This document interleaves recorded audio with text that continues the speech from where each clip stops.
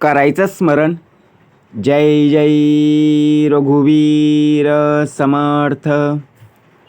श्री सतकृपेने आज उत्तमाचा दिवस, वार बुधवार 8 जुलै 2026. फार फार उत्तमाचा दिवस, सामर्थ्याचा दिवस. महाराष्ट्रभूषण तीर्थरूप श्री डॉक्टर नानासाहेब धर्माधिकारी यांचा आज स्मृतिदिन. जय सद्गुरू. प्रत्यक्ष जर पाहायला गेलो आजचा दिवस फार सामर्थ्याचा आहे. ज्याप्रमाणे नानासाहेब धर्माधिकारी यांनी समाजात सेवा, संस्कार, शिस्त, नम्रता आणि राष्ट्रप्रेम यांची प्रेरणा दिली. त्यांचा स्मृतिदिन हा केवळ श्रद्धांजली वाहण्याचा दिवस नसून त्यांच्या विचारांचं आचरण करण्याचा संकल्प करण्याचा आजचा हा दिवस आहे. अज्ञान मूलहरणम जन्म कर्म निवारणम ज्ञान वैराग्य सिद्धर्थे श्री सद्गुरु पादो दकम पिबेत. आज जर पाहायला गेलो, आज आपल्या घरामध्येच बघा, आई वडिलांनी आपल्याला शिस्त लावून दिली, तरीसुद्धा आपण शिस्तेचं पालन केलं का हे पाहिलं पाहिजे. शिस्त कशी असावी, नम्रता कशी असावी.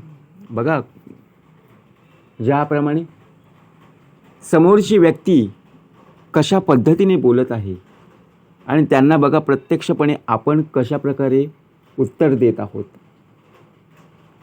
आपल्यामध्ये असणारी आपुलकीची भावना, ज्यावेळी आपल्या घरामध्ये पाहुणे यायचे त्यावेळी बघा प्रत्यक्ष आपण कसंही वागायचो, बरोबर की नाही. पण ज्यावेळी आपल्याला शिस्त प्राप्त झाली, आई वडिलांची शिस्त, ज्याप्रमाणे बघा ज्या मार्गामध्ये आपण प्रत्यक्षपणे उभे राहिलो, बालभक्ती मार्गदर्शन, कारण मार्गदर्शन करणारा सद्गुरू आहे, बरोबर की नाही. मग त्याचप्रमाणे नानासाहेब धर्माधिकारी यांनी बघा उत्तम प्रकारे शिस्त लावून दिली. शिस्तीचं पालन, आता जर आपण पाहायला गेलो तर आपल्याला वेळेचं महत्त्व नाही आहे, शिस्तीचं महत्त्व का. कारण प्रत्यक्षात आपला देह हा चंचल वृत्तीचा आहे, बरोबर की नाही. राष्ट्रप्रेम, आपण विचार काय करतो की देशाने माझ्यासाठी काय केलंय. आपला जन्म या पृथ्वी तलावर झालेला आहे, या धरती मातेला नमस्कार आहे. कारण प्रत्यक्षात ही महाराष्ट्र भूमी बघा, ही संतांची भूमी आहे आणि या भूमीमध्ये आपला देह जन्माला आलेला आहे. जन्मता जायते अज्ञाना संस्कारे ज्ञान उच्चते. म्हणून प्रत्यक्षात राष्ट्रप्रेम कसं असावं ही सुद्धा शिकवण आपल्याला समर्थांनी प्राप्त करून दिली. देशानं माझ्यासाठी काय केलं हे महत्त्वाचं नसून मी देशासाठी काय करत आहे ही शिकवण आपल्याला नानासाहेब धर्माधिकारी यांनी दिली, बरोबर की नाही. एवढे दिवस आपण पाहायचो ना, जून महिना संपला तरी बघा पावसाचा पत्ता नव्हता. काय मागितलं देवाकडे, आपण तेच मागायचं ना, देवा पाऊस दे, बरोबर की नाही. आपण आभाळाकडे एकटक पाहायचो, पण प्रत्यक्षात शिकवण कोणी दिली. ज्या पद्धतीने बघा आपले आई वडील असतील, आपले वडीलधारी माणसं असतील, त्यांनी आपल्याला सांगितलेलं आहे की आपल्या घराच्या अंगणामध्ये किंवा आपल्या घरामध्ये बघा कुंडीमध्ये एक रोप लावणं खरंच भाग्य आहे. एक रोप लावलंच पाहिजे. कारण प्रत्यक्षात जर आपण पाहायला गेलो ना, वृक्ष वल्ली आम्हा सोय रे वनचर. आपण आपल्या घराच्या आजूबाजूला असणारी बघा वृक्ष आपण तोडतो. काय मिळालं? वृक्षतोड करून काय मिळालं? काहीच नाही ना. पण ज्या पद्धतीने ज्याने चोच दिलेली आहे तोच दाना देणार आहे ना. मग तू प्रत्यक्षपणे एक रोप लाव. बघा प्रत्यक्षपणे त्याला वाढवण्याचं सामर्थ्य प्रत्यक्ष सद्गुरू आहे. त्याची वाढ पूर्णतः तोच करून घेणार आहे. म्हणून आजचा भाग का महत्त्वाचा, आजचा दिवस का महत्त्वाचा आहे, ही शिकवण आपल्याला प्राप्त करून दिलेली आहे. वृक्षारोपण झालं. वृक्षारोपणासाठी आपण बघा प्रत्यक्षात जेव्हा आपण एखादं वृक्ष लावतो, एखादं झाड लावतो, म्हणजे एखादं रोप लावतो, त्यावेळी माझा फोटो आला पाहिजे. आपण फोटोसाठी, सेल्फीसाठी किंवा बघा एखाद्या ग्रुपमध्ये आपण असतो, माझा फोटो आला पाहिजे. बरोबर आहे की नाही? परंतु तोच झाड, तेच रोप आपल्या आयुष्यासाठी, आपल्या येणाऱ्या पुढच्या पिढीसाठी किती आवश्यक आहे हे जाणलं पाहिजे. दुसरं म्हणजे भाग दिलाय समर्थांनी स्वच्छता. जिथे स्वच्छता असेल तिथे बघा प्रत्यक्षात आनंद, समाधान पाहायला मिळत असतो. मग स्वच्छतेचा भाग का दिलेला आहे? स्वच्छता अभियान. कारण हीच शिकवण आपल्याला नानासाहेब धर्माधिकारी, त्याचप्रमाणे बघा डॉक्टर श्री अप्पासाहेब धर्माधिकारी आणि आता तीर्थरूप श्री सचिनदादा धर्माधिकारी यांनी सुद्धा आपल्याला हीच प्राप्त करून दिलेली. कारण स्वच्छता जर नसेल तर रोगराई, आजार प्रामुख्याने आपल्याला पाहायला मिळतील. म्हणून भाग का दिलेला आहे? आजचा दिवस हा स्मृती दिन म्हणून साजरा करायचा, पण प्रत्यक्ष जर आपण पाहायला गेलो ना, हा श्रद्धांजली वाहण्याचा दिवस नाही आहे, तर त्यांच्या विचारांचं आचरण करण्याचा संकल्प करायचा. आता संकल्प कुठला? बघा कसा भाग दिलेला आहे. संकल्प आपल्याला करायचा आहे. आपण काय विचार करतो? त्याने हातात झाडू घेतला की मग मी घेईन. बरोबर की नाही?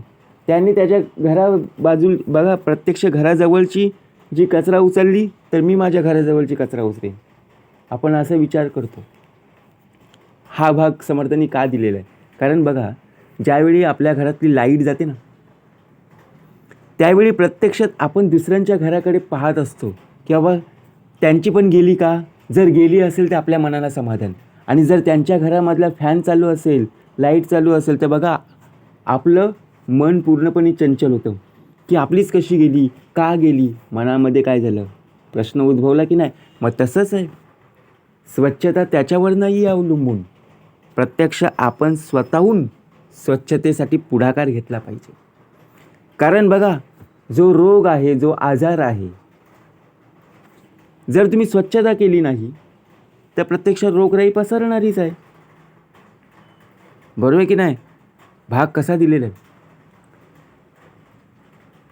आपण आपल्या घरातला केर कचरा, आपण आपल्या घरातला बघा कचरा जो असेल तो एके ठिकाणी बघा टाकला पाहिजे ना. अहो दुसऱ्यांच्या घराच्या दाराशी आपण जर ठेवला किंवा दुसऱ्यांच्या अंगणात टाकला तर काय होईल? वाद होतील की नाही? म्हणून स्वच्छता आपल्याला सांगितली. स्वच्छता का आपल्यामध्ये असणं गरजेचं आहे? आपला देहसुद्धा स्वच्छतेचा असणं फार गरजेचं आहे. बरे दात घासून तोंडा धुवावे, कळाहीन घाणेरडे बा नसावे. जिथे आपण जातो तिथे आपण टापटीप जातो की नाही? बरोबर की नाही? परंतु ज्याप्रमाणे आपण जिथे जायचं असेल तिथे आपण बघा पूर्णपणे तयारी करून जात असतो, मग तसंच आपलं घरसुद्धा उत्तम प्रकारे चांगलं असणं गरजेचं आहे ना.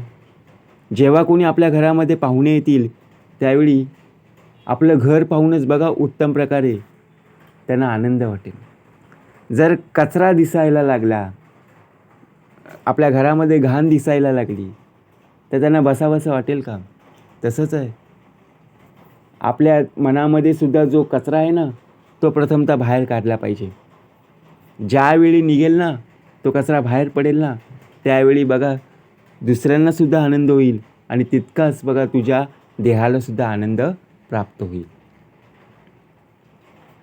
म्हणून प्रत्यक्षात स्वच्छता झाली, वृक्षारोपण झालं, अनेक प्रकारची कार्यक्रम, अनेक प्रकारची सेवा कार्य यांचा संकल्प आपल्यालासुद्धा करायचा आहे.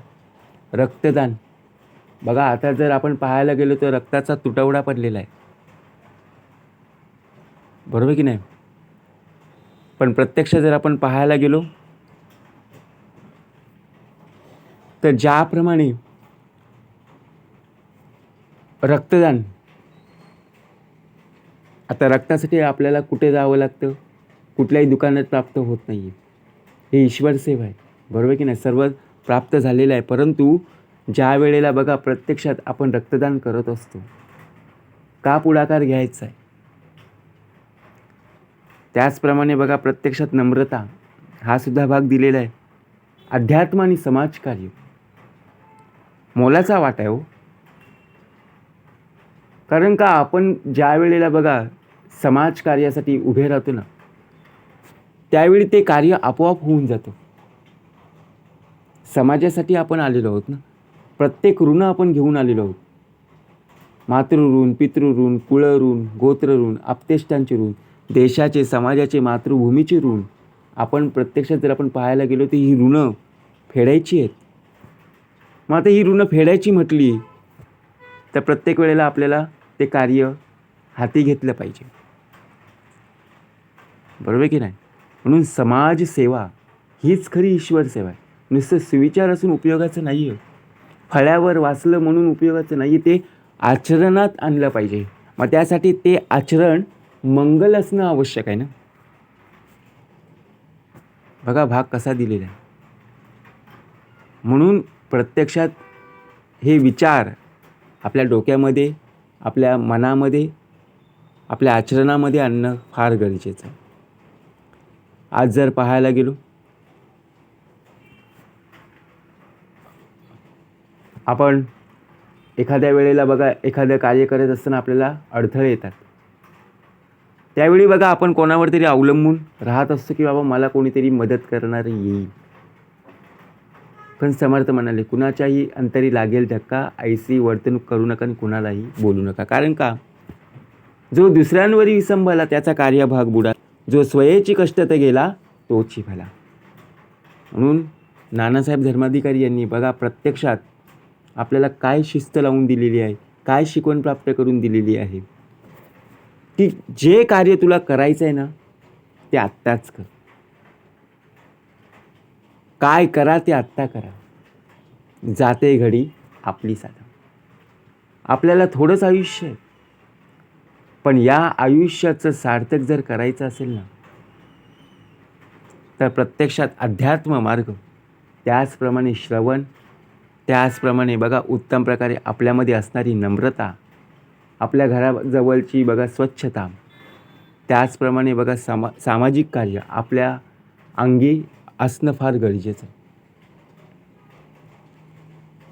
म्हणून प्रत्यक्षात आजचा हा दिवस फार महत्त्वाचा आहे, सामर्थ्याचा आहे, स्मरण करण्याचा दिवस आहे. स्मरण कर आणि त्याचप्रमाणे ज्या वेळेला तू स्मरण करशील ना त्यावेळेला नक्कीच तुला सामर्थ्य प्राप्त झाल्याशिवाय राहणार नाही. म्हणून सामर्थ्य आहे चळवळीचे, जो जो करील तयाचे, परंतु येथे भगवंताचे अधिष्ठान पाहिजे. जय जय रघुवीर समर्थ.